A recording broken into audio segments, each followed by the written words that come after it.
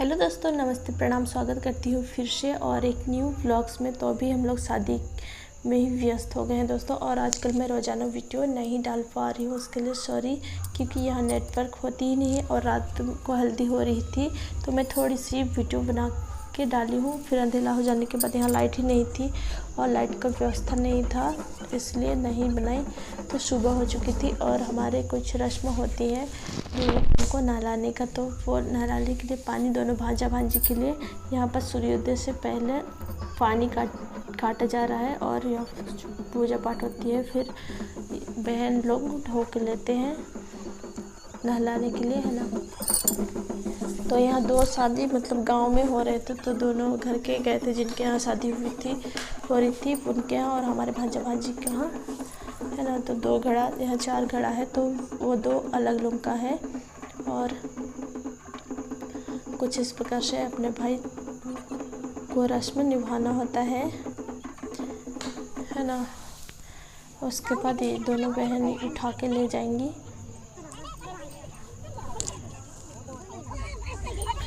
इस पानी में मतलब भांजा और भांजी को नहलाया जाएगा। भांजी का हल्दी अभी नहीं उतरा है, उनका भी मैं एक ही वीडियो में 2-3 दिन का डाल दे रही हूँ, है ना, जितना मेरे से वीडियो बन पाए, क्योंकि घर में काम काज होते हैं गांव देहात में, तो टेंट वगैरह मतलब हम लोग गांव में मतलब खुद से ही घर का काम काज भी करना होता है, तो यहाँ भी हम लोग काम में व्यस्त हो जाती थी हेल्प करने में, है ना, मेहमान लोग को देख रेख करने में। तो मेरे को जैसे टाइम होता था, कभी कभी भूल जाती थी वीडियो बनाने में, है, तो मैं कहीं कहीं का वीडियो बनाई हूँ, पूरा वीडियो नहीं दिखाई हूँ, तो उसके लिए सॉरी दोस्तों। मेरे से जितना बन पाए मैंने उनको रिपीट मतलब एक ही साथ जोड़ के मिला दिए हैं।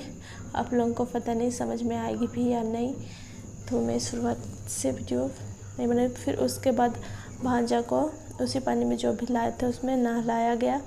फिर यहाँ बारात के लिए बारात से पहले इनको अमलो हो रहा है ना। तो जितने भी यहाँ पर स्वेच्छा अनुसार जो देना चाहता है वो यहाँ पर देते हैं दूल्हा को, दूल्हा दुल्हन जो भी होते हैं उनको गिफ्ट। उसके बाद अंत में भाई बहन मतलब मामा और मौसी जो भी होते हैं वो लोग उठाते हैं। फिर अमलो होने के बाद दूल्हा को तैयार कर दिया गया है अभी बारात के लिए। तो यहाँ पर बारात प्रस्थान करेंगी अभी। तो यहाँ पर थोड़ी सी फैमिली फ़ोटो ले रहे थे, वो हमारी बड़ी माँ है मतलब दीदी की सास, और दूल्हा है गुंजन चिक्कू दादी उसकी, और छोटी बहन मतलब छोटी भांजी है। वहाँ पर सभी बारात जाने के लिए तैयार हो रहे थे। फिर आ जाते हैं अपनी फैमिली, पूरा बटालियन। आधा नहीं है तो हमारा छोटा सा ही परिवार है। उसके बाद मैं दूसरे दिन का दिखाती हूँ। यहाँ बस दुल्हन आ जाती है, मतलब भांजा को शादी करके लाया गया। मैं सुबह का वीडियो मतलब जैसे दुल्हन आई तब मैं कुछ काम में व्यस्त हो गई थी, इस कारण नहीं बना पाई। तो फिर आ जाते हैं यहाँ पे चौठारी नहलाने के लिए दूल्हा और दुल्हन को, मतलब भांजा और भांजी को अभी भी नहीं नहलाए हैं। आज भी उनका हल्दी लगेगा, मतलब हल्दी नहीं उतारे हैं। हल्दी उतरने के बाद आएंगे, मतलब दूल्हा भांजी को नहलाएंगे। उसके बाद भांजी का भी आज ही आने वाली है बारात। तो यहाँ पर कुछ रस्म सुबह सुबह हुए जा रहा है, मतलब भांजी वाली दुल्हन को और भांजा को यहाँ पर नदी लाया गया, ऐसे रिवाज होते हैं। तो यहाँ पर से एक दूसरे को उन लोग नहला रहे हैं, मतलब चौठारी बोलते हैं हम लोग, चौठारी नहला रहे हैं। तो यहाँ पर मस्ती मजाक थोड़ी सी चलती है।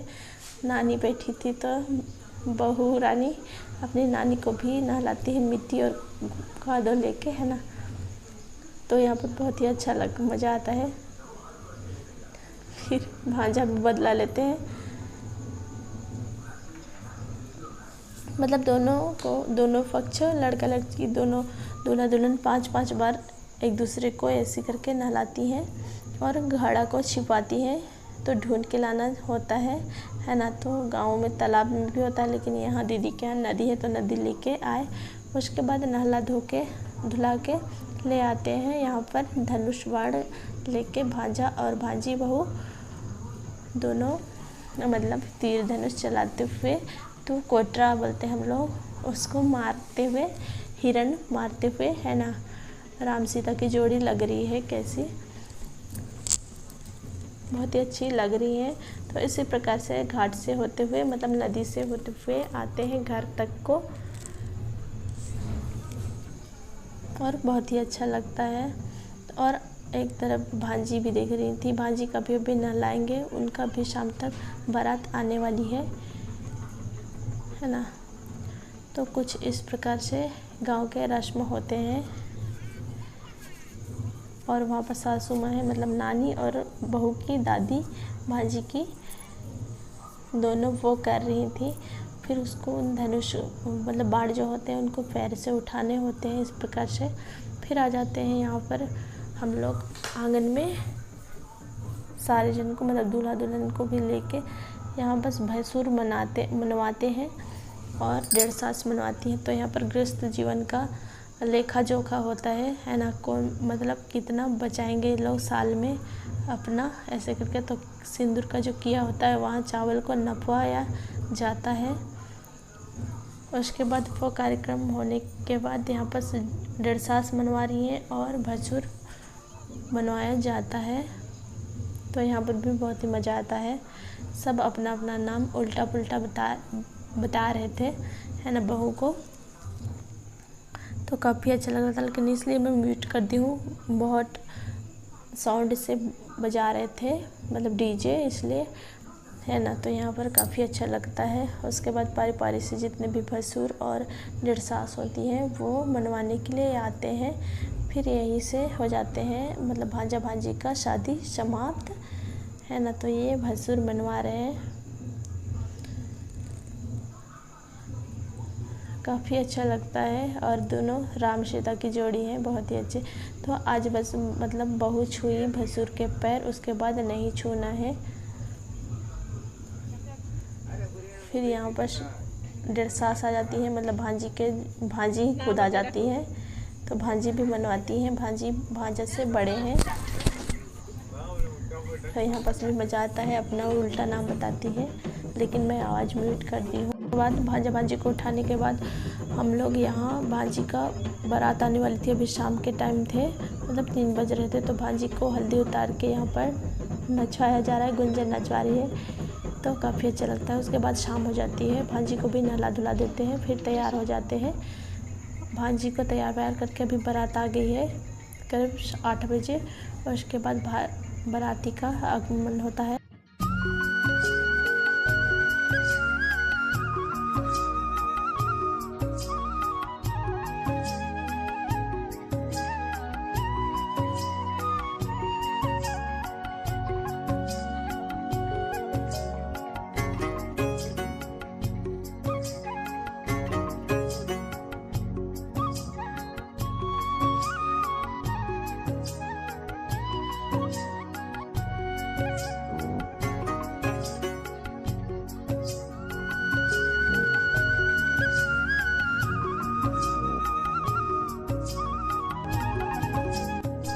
उसके बाद यहाँ पर एक तरफ बाराती का मतलब स्वागत होती है, और दूसरी तरफ दूल्हा बाबू को, मतलब भांजा को बिठा दिया गया है द्वार पूजा के लिए। फिर द्वार पूजा होने के बाद तुरंत ही जयमाला होती है। फिर यहाँ पर बहुत ही अच्छा लगता है, भांजा और भांजी का दोनों का राम सीता की जोड़ी लग रही है, देख सकते हो, काफ़ी अच्छा लगता है। एकदम साधारण तरीक़ा से सरल शादी हुआ, बहुत ही अच्छा लगा।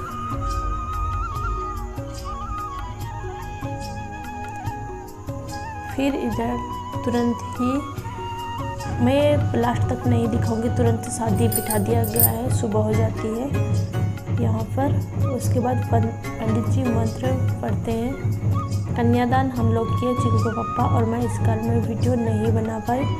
भांजी का हम लोग कन्यादान किए, तो लास्ट में पंडित जी समझाते हैं, मैं आधा दिखाती हूँ, उसके लिए सॉरी, क्योंकि मैं पूरा वीडियो नहीं बनाई थी।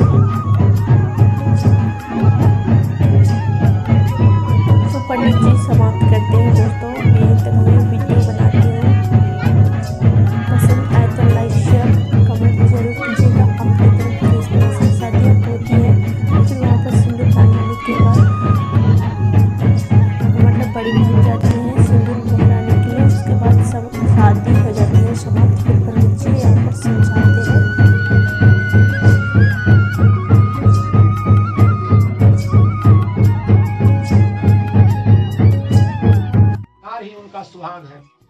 का यह आभूषण माना गया है।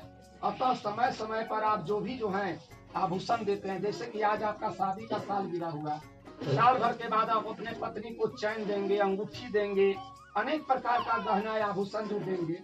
हो सकता है गृहस्थ आश्रम में सुख और दुख आते जाते रहता है, घर की विपत्ति आ जाए तो आप अपने पत्नी को अपमानित नहीं करेंगे कि तुम अपना गहना उतारो, मुझे जल्दी बेचना है, तुम अपना गहना को जल्दी उतारो, यदि ना उतारे तो आप जबरन छीनने की कोशिश करें।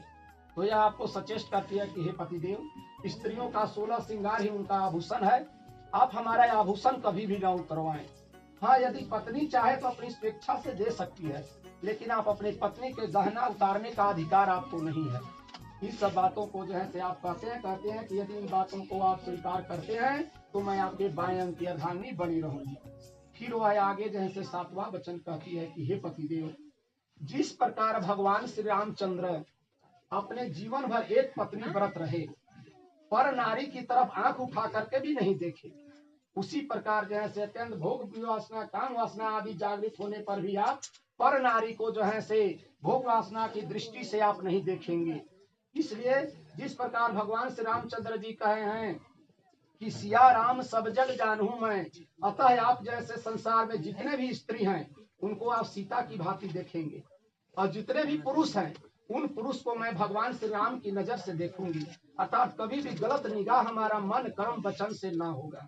यदि आप इन सभी बातों का ख्याल रखते हैं तो मेरा पति व्रत धर्म जो है बना रहेगा, और इसी प्रकार आप भी अपने जीवन में एक पत्नी व्रत के सिवा दूसरी नारी को अपने हृदय में स्थान नहीं देंगे।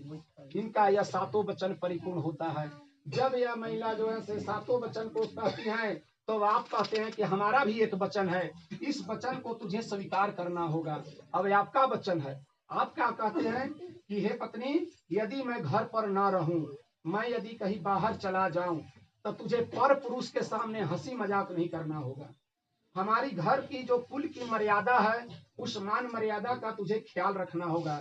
यदि तुम हमारे कुल की परंपरा के हिसाब से चलोगी तो मुझे संतुष्टि प्रदान होगा। इन सभी बातों को तुझे ख्याल रखना होगा। जब यह बात यह कहते हैं तो इनको एक बात याद आ जाती है। कहते हैं कि हे पतिदेव, यदि आप कहीं बाहर चले जाएं और मुझे अपने मायके में अति आवश्यक हो जाए कि मुझे अपनी मायके में नैहर में जाना ही है, तो यदि आप उस समय न रहे तो मैं आपको बिना बुलाए जो से जा सकती हूँ। यदि मैं अपने नैहर चली जाऊँ आपको बिना बुलाए तो आप जो है से बताए, आप मुझे अपमानित नहीं करेंगे कि तुम नैहर क्यों चली गई, तुम मुझे क्यों नहीं बताई। इस प्रकार कह के आप अपने पत्नी को कभी भी अपमानित नहीं करेंगे। यह पत्नी का अधिकार बनता है, क्योंकि पत्नी का जैसे 2 कुल को पालती है। आप तो अपना एक कुल को ही देख रहे हैं, लेकिन प्रत्येक स्त्री जैसे 2 कुल को संभालती है। यदि आप इनके जैसे मायके के कुल को यदि आप कहेंगे कि तुम्हारा खानदान को मैं देख लिया हूँ, तुम्हारा खानदान ऐसा है, तुम्हारा घर को देख लिया हूँ, तो इनको बहुत बड़ा कष्ट होगा। अतः आप इनके मायके के बारे में दोषा आरोपण कभी नहीं लगाएंगे। इस प्रकार यह भी जैसे कभी भी अपने पति को नहीं कहेंगे कि हाँ ऐसा कुल खानदान है, मैं भी देख रही हूँ। तो एक दूसरे पर कभी भी आप लोग दोष आरोप नहीं लगाएंगे। यदि आप लोग एक दूसरे पर दोष आरोप लगाते हैं तो आपका वैवाहिक जीवन दुखमय हो जाएगा। अतः गृहस्थ आश्रम में सुख और दुख आते जाते रहता है। पति और पत्नी को दोनों को समभाव रखना होगा। ये नहीं कि यदि हमारे पास सुख सुविधा रहा तो हम लोग पति पत्नी परस्पर प्रेम बना रहा और घर में विपत्ति आ जाए तो दोनों एक दूसरे से अलग हो जाए। ऐसा विधान आप लोगों को नहीं करना। अच्छा, खड़ा हो जाइए।